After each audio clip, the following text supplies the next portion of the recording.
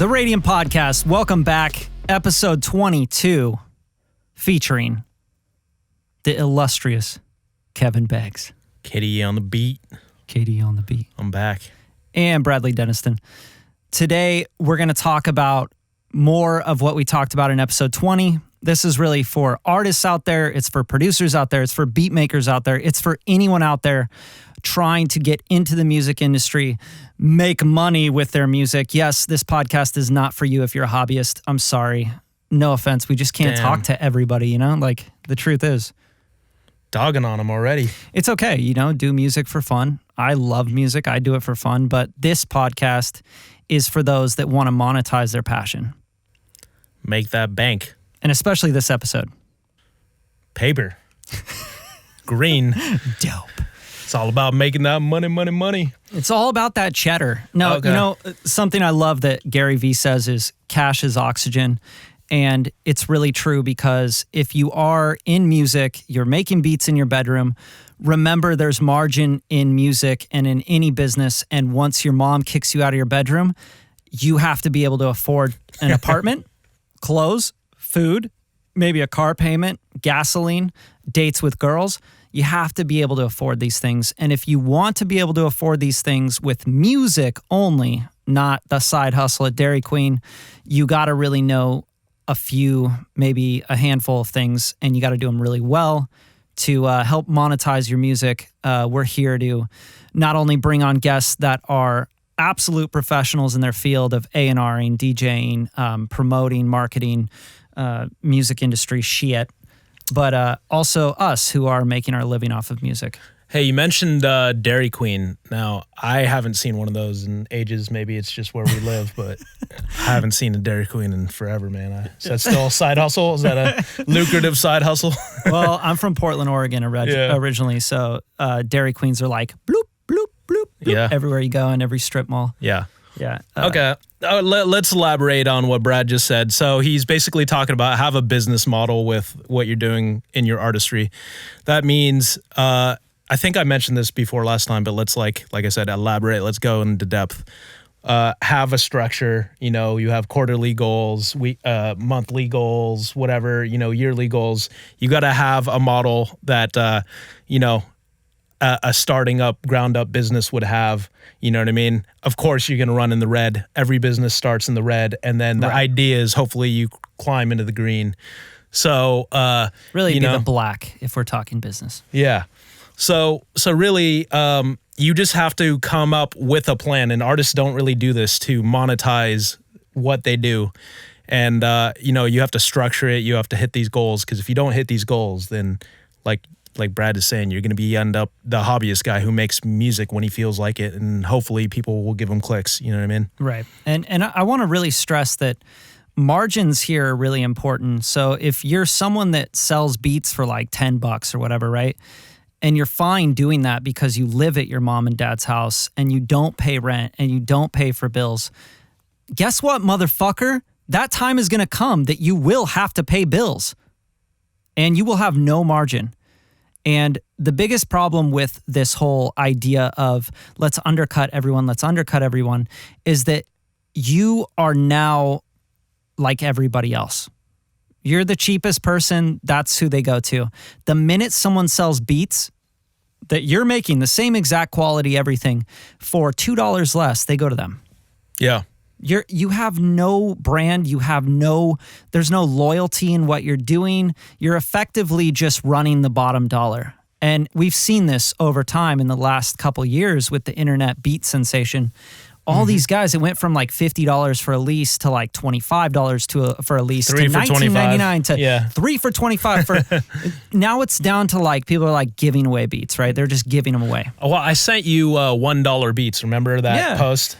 It's $1 incredible. beats. That's amazing. It's like the value. I mean, if there was like when I sent you that post, like you could do $1 beats. It's just there would have to be like a plan to like convert the customer. Mm-hmm. That clearly was no plan. That was like, hey, it doesn't matter. Just take the. There's no plan there. Yeah. The problem with this is if you just understand like business 101 structure, you have to have a certain price point that makes you some sort of margin so that you can keep operating.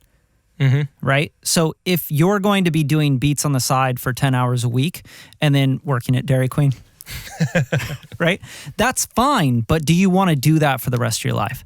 And you'll never make a name for yourself in the industry as a producer or any sort of A-list clientele coming to you, even if you do get a one-off beat to, whoever, Trap God or Little, name the next Little that's going to come out. It's not going to matter. Nobody's going to go, oh, that's that guy that sells dollar beats. Yeah. You don't have a brand. Nobody cares. There's no loyalty to that. They'll try their hardest not to credit you on that production. Hey, you know what? I really like that idea of selling dollar beats. If you were just collecting email list, you know what I mean? Yeah. And that was like the only barrier to entry is that you had to like post your email into the thing and then you could get a dollar beat.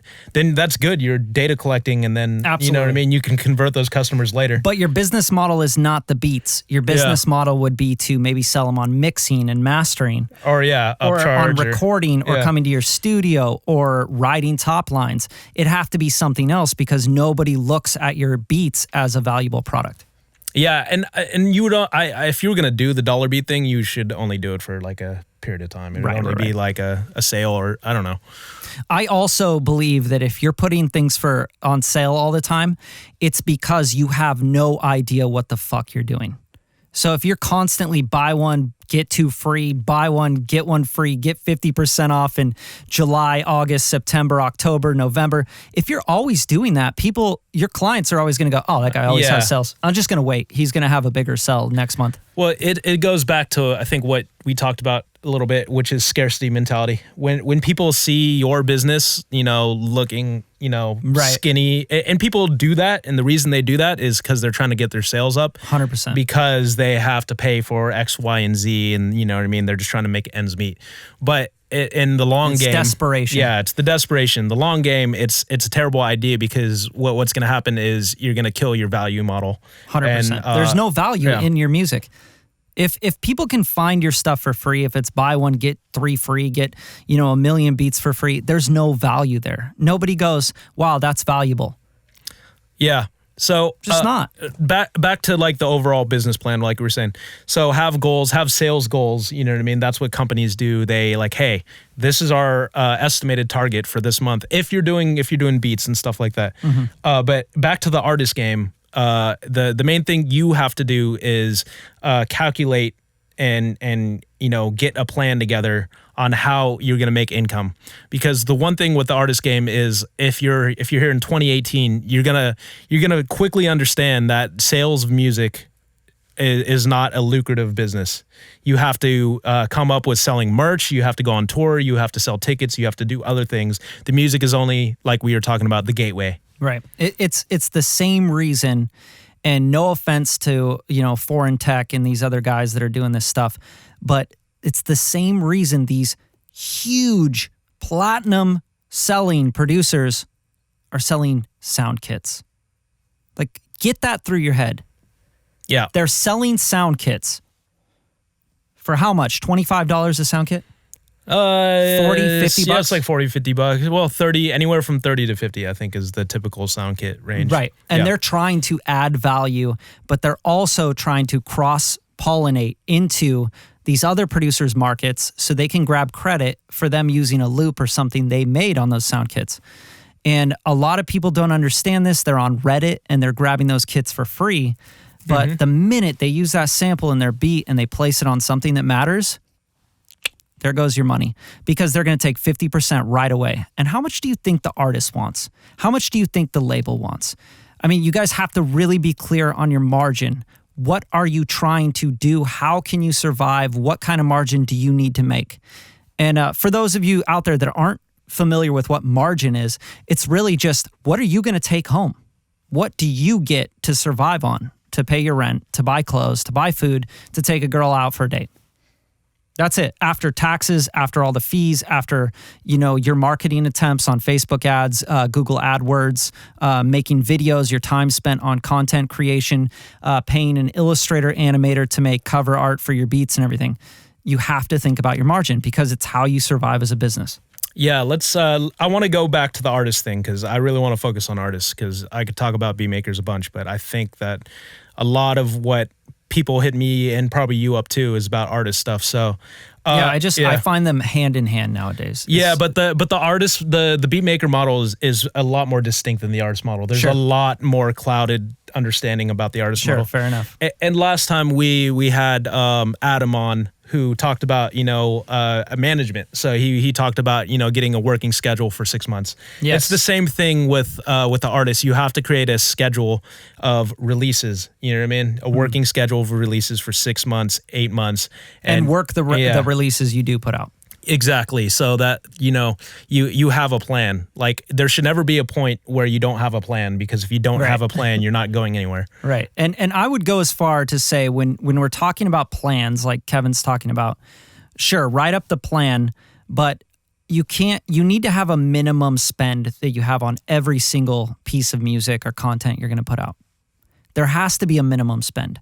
You have to have a budget of $200, let's say, per track, right? And then the big tracks that you really believe in, the singles, maybe you put $500, $1,000 towards. Yeah, so you have to have a fucking budget. And I think I want to clear up a lot of confusion about, like, so many artists don't know what to spend their money on. Whether, hey, I need to put it all into a music video, need to put it all into a mix, need to put it all into a master. It goes back to basic business. Typical companies spend anywhere from 40 to 60% on their marketing.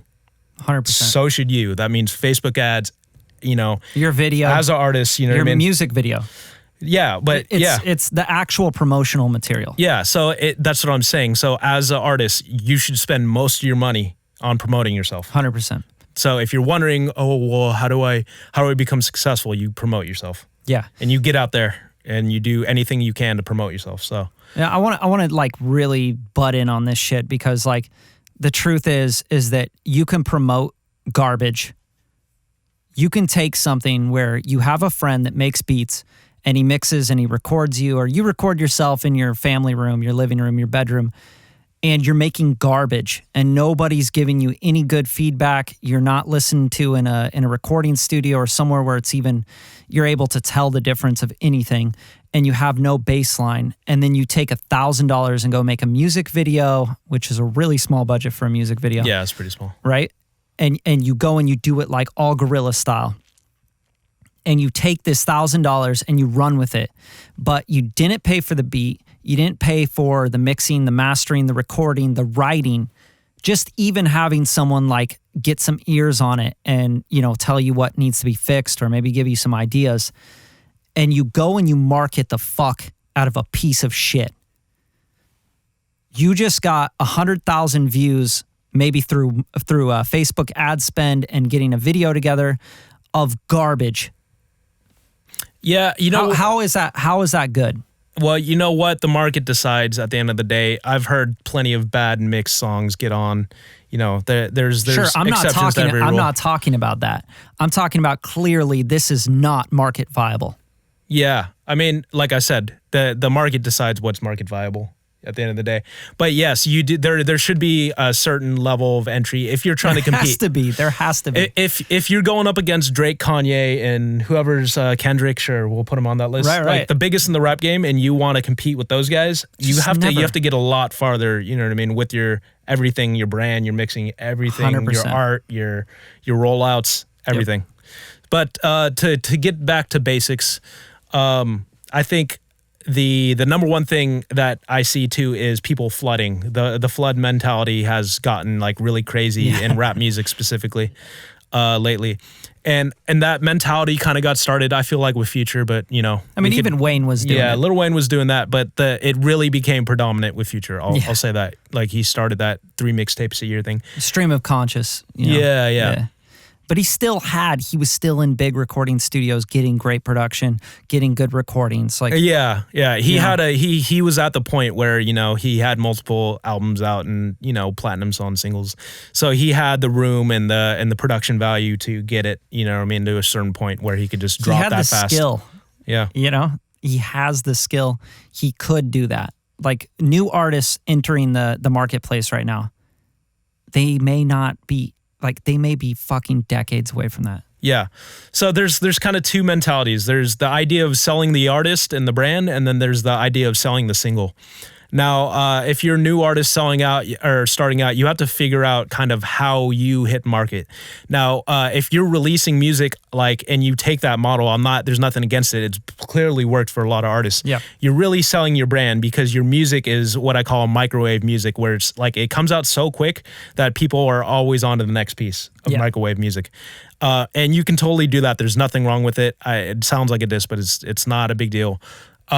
And you're selling your artistry because you are the artist and the music is just like, right. Is just crank it out. Yeah, just crank it out. Keep is your the name drug in people's feed. Yeah. Now the opposite of that is, the guys who have mega singles, like, even artists that only had one of them, you know what I mean? One hit wonders, or, people who struggle to, follow up. Like Panda, for example, with Designer. That was a huge single. That went number one. That record. Fluke. Yeah. Fluke. But that's what I'm saying. Where's that guy now? Where's that producer now? It doesn't even matter. That's my point, though. You have to work the records. Yeah, I don't think they knew what they were doing, but they worked that record for almost a year. And that's the idea of, working a consistent record versus working a gajillion different records over a long period of time. You have to figure out what you are as an artist and what model works for you, because there's different models for releasing and there's different platforms. You have to understand who your audience is. Amen. If you make boom bap hip hop, you can't be promoting to 14-year-old girls, because girls that are 14 don't listen to a lot of boom bap hip hop. You know what I mean? You have to understand that your audience is probably older and you have different websites, different X, Y, and Z platforms that you need to hit. Let's stop there. I want to add, I want to go deep dive into that. Right? Figuring out your audience. Because Adam mentioned this last podcast, run some Google AdWords, figure out your audience. And I was trying to, get into that conversation saying Facebook ads really easy. Also, Facebook goes and cross platforms right to Instagram. Here's the thing, guys. I want to give you something that is if someone just told me this when I first started in music and business and trying to promote my own music, whatever, trying to get out there as a producer, whatever the fuck. If someone told me this, it would have saved me like 10 grand at least, right? Go make an account on Google AdWords, okay? Or Facebook ads, or both. And the way you do that is very simple. It's called Google, okay? How to make a Google AdWords account. How to make a Facebook ads account. Okay, now go in, log in, and create a business for your artistry, whoever you are. If you're little Gare, I don't know. What's a good little thing? Doesn't matter. Right. Yeah. So just make your artist page your business page for Facebook, and have it for Instagram as well. And if you're using Instagram right now as an artist and you're not a business page for Instagram, you're fucking yourself, because you're not seeing analytics. You're not seeing who follows you, who likes your stuff, where they're from, what their age group is, who's giving you all the views on any of your videos, and where they're from, what their age is. What time of day they look at it. What time of the day they're most active. You have no fucking clue about any of this stuff, and it's right there for you at any time you want it. So go make a business page. Just convert your Instagram to a business. Same thing. Google this. That's how easy it is. Make a Facebook page for your company and start diving into Facebook ads. Go spend $25 starting to promote whatever your latest music video is, whatever your latest single is that you really believe in. Start pushing it out there and target people that you think. This is the key here. You don't need to know everything. Who you think listens to your music, right? Where are they from? They're from Toronto, Canada, Los Angeles, Miami, Atlanta, whatever, right? They're from this age to that age. Look at your shows. Who comes out to your shows? Who streams your music already? Who tells you how dope you are all the time? Now make that audience and then watch and just let that ad run and spend $25. And you will see so many insights into who the fuck is listening to your music and who cares. Yeah. That's it. That's huge value right there. Your audience will tell you what your business model should be, and there's multiple. Exactly. I think, like I said, everyone kind of understands the throw it out there, million songs a day Doesn't model make sense. because there's a lot of people doing that. I want to talk about They don't know how they're doing it though. Yeah. That's the thing. Like you can't think that everyone's just throwing music out there and it's working. You can't think that. Well, there's a lot of people doing it because they've seen X, Y, and Z do it. I think Future? yeah, You're no, not Future. It's not even that. Young Thug did it. You're not Young Thug. You know what I mean? You could go down the list. Young you know what I Thug mean? has huge people behind him in marketing and management and all sorts of people doing tons of things. It's the SoundCloud rap era. Right. That's the model from the SoundCloud rap era. But I just want to make sure people aren't misguided. Artists aren't misguided in thinking that Young Thug did it, so I'm going to do it the same way. You're not doing it the same way Young Thug did it. You need to understand the intricacies behind it. Mm-hmm. Even his management and his PR and people that were in the background helping him, I guarantee were running Facebook ads and running Google AdWords. Yeah, I want to get back to the model of actually releasing music and the traditional model and the model that's worked for more than just a handful of artists recently. It's called planning releases, stacking releases. So important. But the idea is, and I always tell artists to do this, you have to release the same song. You have to ride with a song. You know what I mean? If you believe in it, don't you think other people believe in it too? Beyond just the point where you got bored of it. Because 100%. It's not about you liking your own music. It's about the other people liking your music. Yes. And there's so many people who haven't heard your song yet. You know what I mean? Where you're over it and people still haven't heard it. So it's new to them.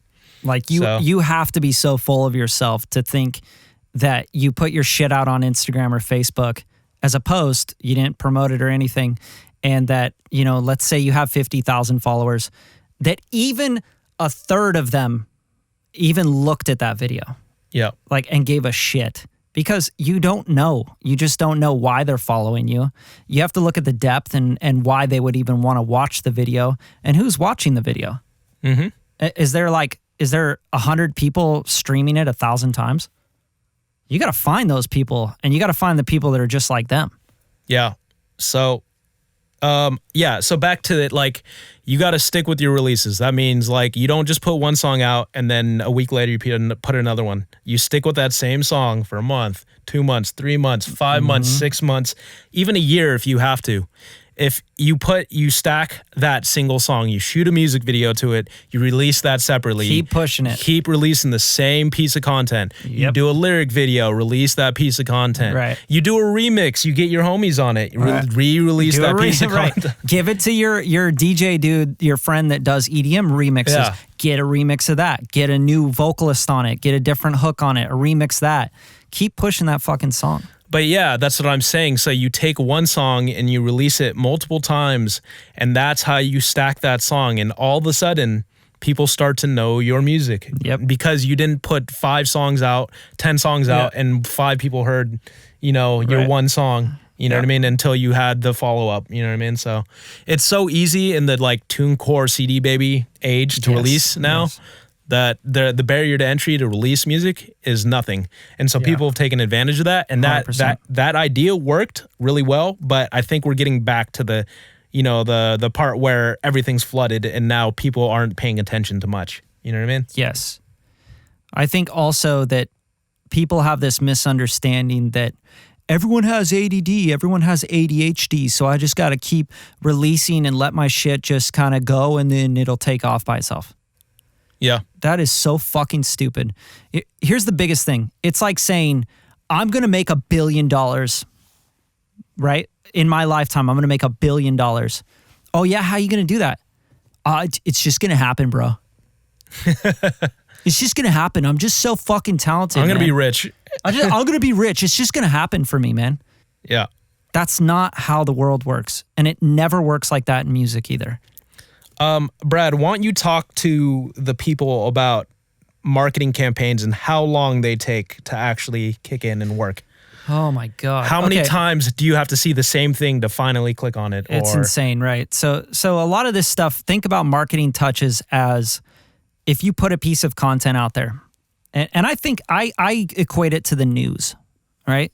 So if you watch the news or even the radio, you listen to the radio, you watch the news, you're going to see a repetitive you're going to see the same thing, same visuals over and over and over again. And you're going to see it like, oh, news at 5, news at 6, news at 7. The radio, it's just going to stream like, the same songs over and over and over again, right? I mean, God, I'm at the gym and I hear that fucking na na na. Na na na. I bet you in 10 more listens, he'll know exactly what the name of that song is and who it's by. But it just keeps hitting me. It just keeps hitting you everywhere you go, right? Mm-hmm. You get on Instagram, you're going to see it. You're going to hear it. Same thing with Drake's Kiki, do you love me? Yeah. I fucking hate that shit. It's terrible. But guess what? That's how marketing works. Yep. Is you start by going skip, 3-4 times, right? All of a sudden you're familiar. The 5th time, you see it so many times, the 5th time you go, what is that? And you click on it and you go, oh, I hate that shit, right? And then you see it 7, 8, 9 more times. And then you give it a chance, right? And these are called marketing touches. Now it's touched you about 7, 8 times. And you give it a chance and you go, okay, I'm going to read a little bit further into this or listen to this song. Maybe give it a listen, The Kiki challenge, right? It's the same shit. It's like, that's not a good song to me and maybe to a lot of people. But after a while, they're like, well, this is like not bad. It's kind of fun. I like the challenge. It's kind of, this is kind of catchy. And then you find yourself humming it. And then all of a sudden you're like, I actually like this song. And that's marketing. That's just repetitive nature. That's humans. That's the 11th time. Right. So specifically the 11th it really in the Guerrilla Marketing book, it says it takes about 11 times for you to actually buy a product. You have to touch you 11 times. Absolutely. A visual ad, somewhat your friends got to talk about it. Yep. You know what I mean? Yep. Everything. Yeah, because people are going to talk to you when you're out at happy hour. They're going to Did you hear the Kiki song from Drake? Do you see this one thing? And they show you the Instagram video, the person following you on the car or whatever. Grandma's doing it. See, it's funny. Yeah. So all these are marketing touches, and it works the same way in sales. You follow up with someone and you keep following up with them. That's how marketing is. And with sales, it's like 9 to 15 times. That's when the sale is closed, right? The 9th through the 15th time. Some of you guys out there hit up someone, and if they don't hit you back, you go and cry into a pillow. They don't fucking like me. They don't care, man. I'm just annoying them. That's not how it works. I'm sorry. You have to keep following up because most of the time, those people that don't have time, they have money. So you got to keep following up with them. And 9 through 15, that's when you're going to close that deal. Same thing with marketing. People become familiar. They hate it. They talk shit about it. They start to give it a chance. They love it. Then they fucking go click on your page and then they're your fan. They buy your product. They start telling people about it. They start going, dude, the Kiki challenge, man, I'm going to do it. Can you shoot it for me? Yeah. So like it's the way it works. Like I said, stack your release. You know what I mean? Like stack it. Re-release it as many times as you can. Do something. Make a reason to put it out there again. Go play a CD release, a single release party. Find out if anyone around you, a DJ that you know that DJs at this bar, find out if you can play this one song during his set. Right? I don't want to get paid, dude. I just want to go play this thing. Now promote that. Now go play it at like 15 places, the same single. Keep pushing it. Yeah, and really with these songs, you have to get them on platforms multiple times. If you shoot a music video, then you can get it on a platform again. Now it's on YouTube. Now it's on Facebook. You can still go back. If you got it premiered by 2 Dope Boys, you can go back to 2 Dope Boys and, hey, premiere the video. Yeah. Hey, premiere the remix. You know what I mean? Yep. Like you're hitting the same area multiple times. Yep. If you just put it up once on your 2 Dope Boys, you know what I mean? Your favorite, whatever, billboard.com, whatever you can get your music onto. If you just put it up there once, they're going to see it once. Right. It's the same thing with the sales follow-up. And then you go cry in your fucking pillow. No one likes my song. You didn't do anything with it. You put it on Facebook in one post. You put it on your stories on Instagram for 3 days straight. And then you didn't get any streams. And now you're pissed. Like, that's a shitty song. It's not. It's not a shitty song. Maybe you are good enough. Maybe you have really fucking dope music. Maybe people would really fuck with this song. But guess what? There's like over 7 billion people on the earth right now. And that's just growing. Just think about how many Facebook none ads. None of them have heard it. Think about how many billboards. Think about how many newspaper ads. Think about how many business cards people hand off.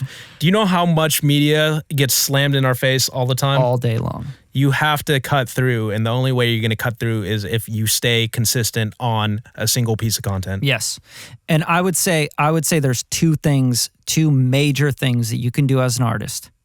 Stay consistent with releases, whether that's once a month, whether it's twice a month, whether it's once every 3 months. What about twice a week? Twice a week? Doesn't matter. 7 times a week. As long as you're consistent.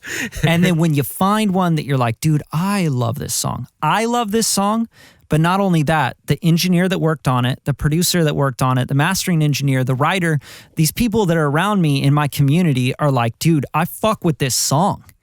And it's touching them, then go push that one. But work it. Don't expect that in 3 months it's got 100,000 plays on Spotify or 1 million plays on Spotify. Imagine that it's going to take 9 to 15 months to get that thing popping.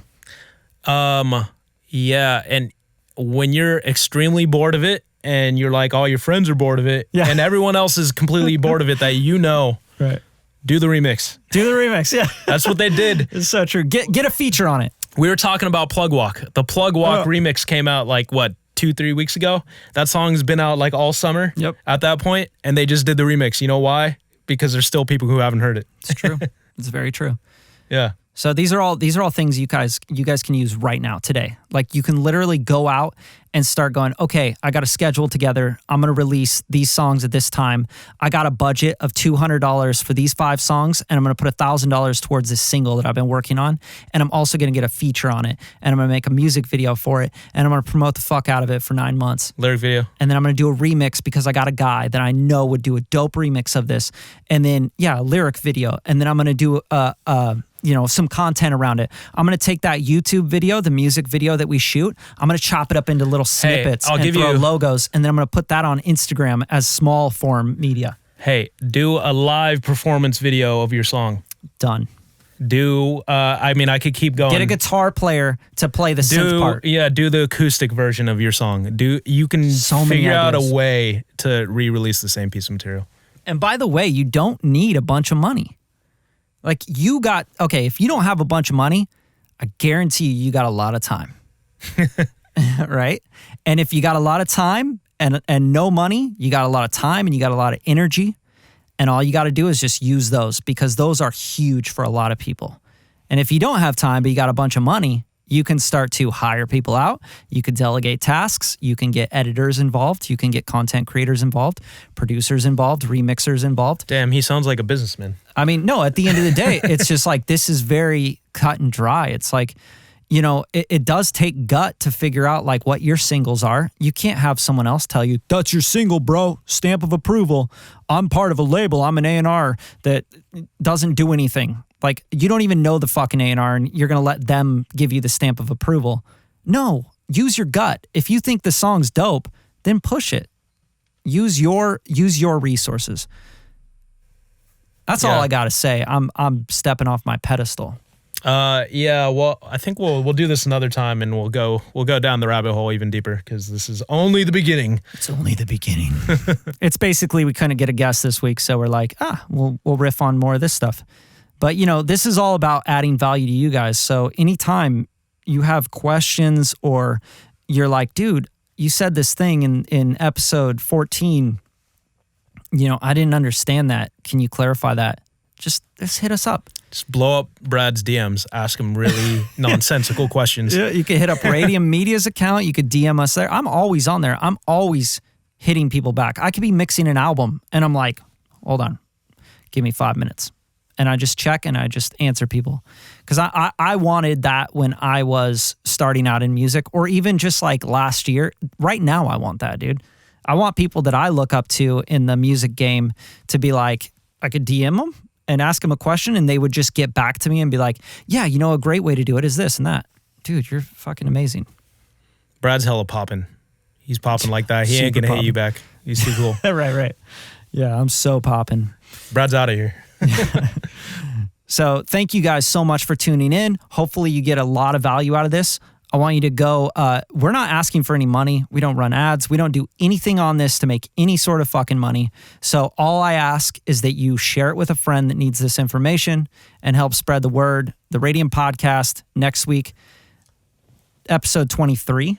Yeah. We will have a very special guest and it'll be really exciting and we'll dive more into more music industry stuff that is just going to help you guys. That's it. Where can they DM spam you at?